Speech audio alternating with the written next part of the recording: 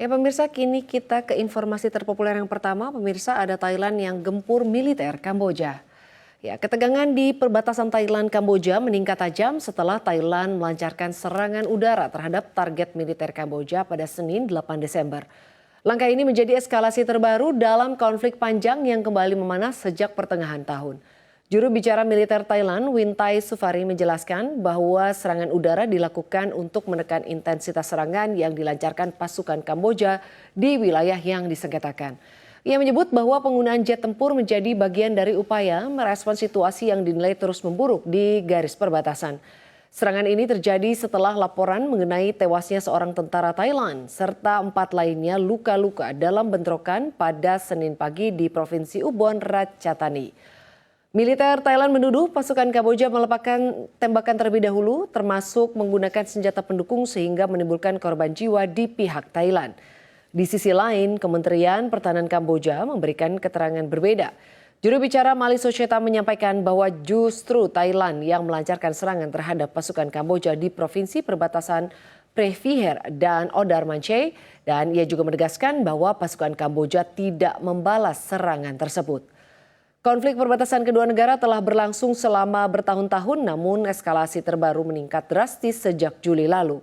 Upaya mediasi internasional sempat dilakukan di Kuala Lumpur pada Oktober bersamaan dengan penyelenggaraan KTT ASEAN yang turut dihadiri Presiden Amerika Serikat Donald Trump untuk mendorong proses perdamaian. Hingga kini belum ada tanda-tanda meredanya ketegangan, sementara masyarakat di wilayah sekitar perbatasan terus berada dalam kondisi siaga.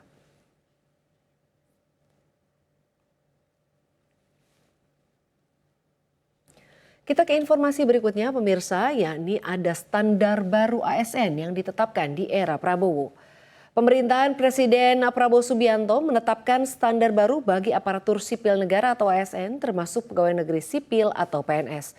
Sebagai bagian dari upaya memperkuat perekonomian nasional dan mewujudkan visi Indonesia Emas di tahun 2045, standar tersebut menuntut birokrasi yang lebih adaptif, futuristik, dan juga mampu bekerja dengan teknologi terintegrasi. Menteri Pendayagunaan Aparatur Negara dan Reformasi Birokrasi PAN-RB Rini Widiantini menjelaskan bahwa pemerintah menyiapkan desain besar reformasi birokrasi nasional 2025-2045 yang menjadi instrumen strategis pembangunan nasional.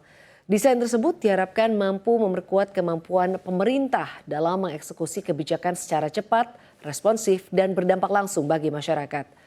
Rini menyampaikan bahwa fase baru reformasi birokrasi menuntut perubahan mentalitas. Ia menjelaskan bahwa pemerintah harus bergerak dari pola business as usual menuju transformative governance yang menitikberatkan integrasi lintas sektor dan menciptakan nilai tambah bagi masyarakat. Komitmen serupa juga disampaikan Deputi Bidang Reformasi Birokrasi, Akuntabilitas Aparatur dan Pengawasan Kementerian PAN-RB Erwan Agus Purwanto. Ia mengungkapkan bahwa Kementerian PAN-RB bersama kementerian dan lembaga terkait telah menyepakati 5 dokumen bersama yang mencerminkan arah besar reformasi birokrasi periode 2025-2029. Dengan standar baru ini, ASN di era Prabowo dituntut tidak hanya bekerja keras tetapi juga mampu beradaptasi secara cepat terhadap dinamika global dan teknologi modern demi birokrasi yang lebih efektif, transparan, dan melayani.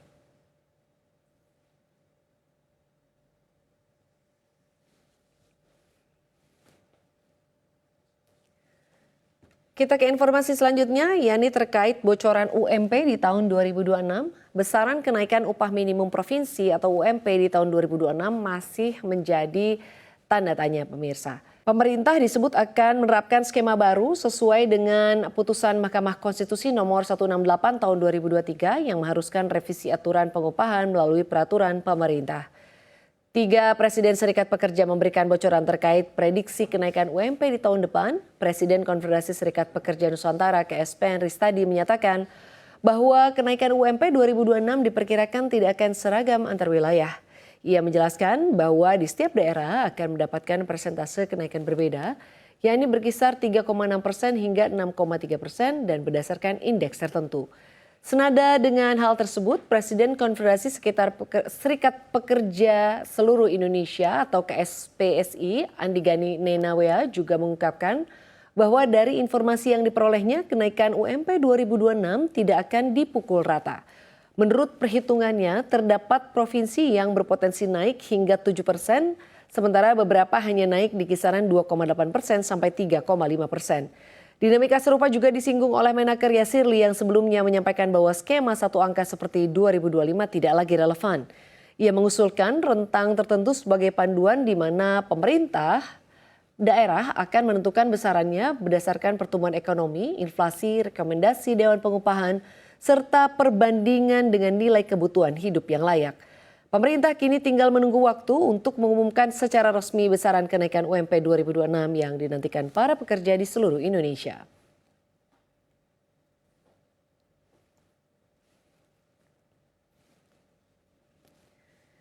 Kita ke informasi yang selanjutnya. DPR ungkap praktik surveyor tambang yang nakal. Komisi 12 Dewan Perwakilan Rakyat mengungkap adanya praktik curang yang dilakukan oleh sejumlah surveyor pertambangan di Indonesia.